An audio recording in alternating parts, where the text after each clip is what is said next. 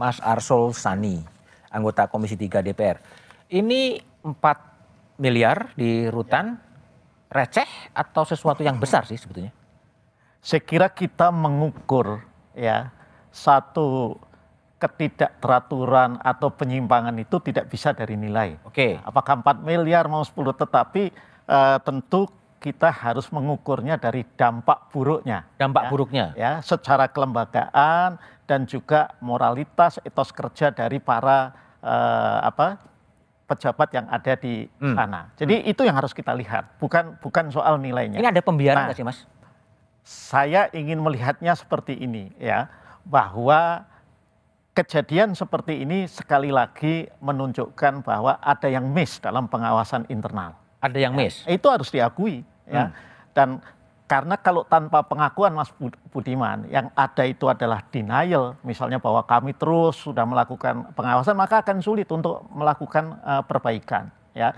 Nah, tetapi saya juga sepakat seperti yang disampaikan oleh Mas Hufron juga dan juga Bang Saud, bahwa ini bukan masalah tiba-tiba. Bukan masalah tiba-tiba. Iya, dugaan seperti itu juga ada. Ya, jadi kalau kemudian seolah-olah itu terjadi di masa kepemimpinan KPK sekarang, menurut saya tidak fair juga. Tidak fair juga. Ya.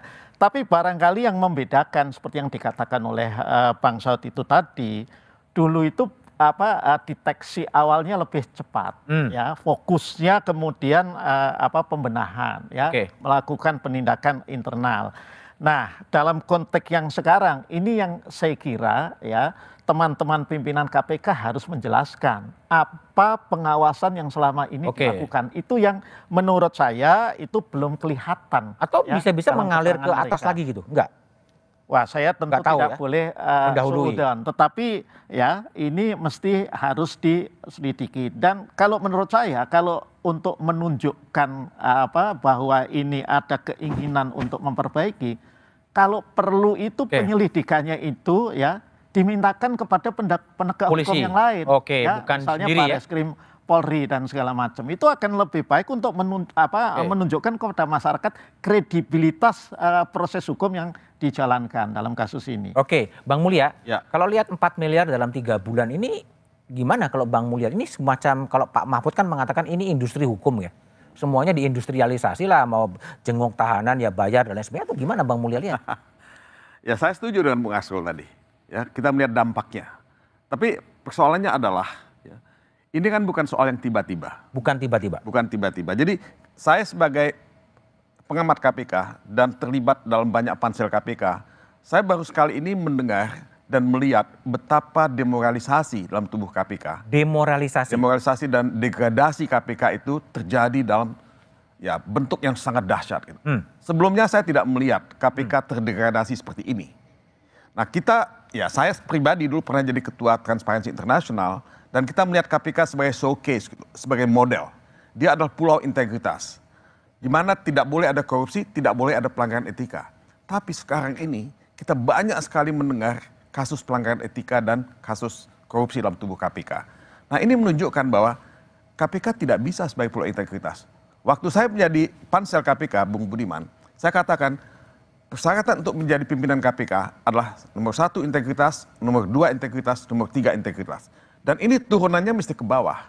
Semua staf, semua pegawai KPK mesti punya integritas. Bang, ini kan memang mungkin sudah tidak tiba-tiba, tapi kok agak beruntun ya. Mulai dari kasus tadi Bang Mulya menyebutkan juga soal integritas, dan sekarang juga ada kasus yang soal bocornya dokumen penyelidikan.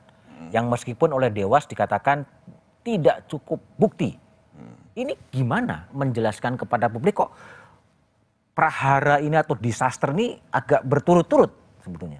Ya kalau saya melihatnya dalam konteks picture yang lebih besar. The big picture-nya seperti apa? Big picture-nya KPK sekarang ini adalah picture yang beda sama sekali dengan KPK yang kita idealkan, kita bayangkan. Ketika revisi Undang-Undang KPK itu dilakukan.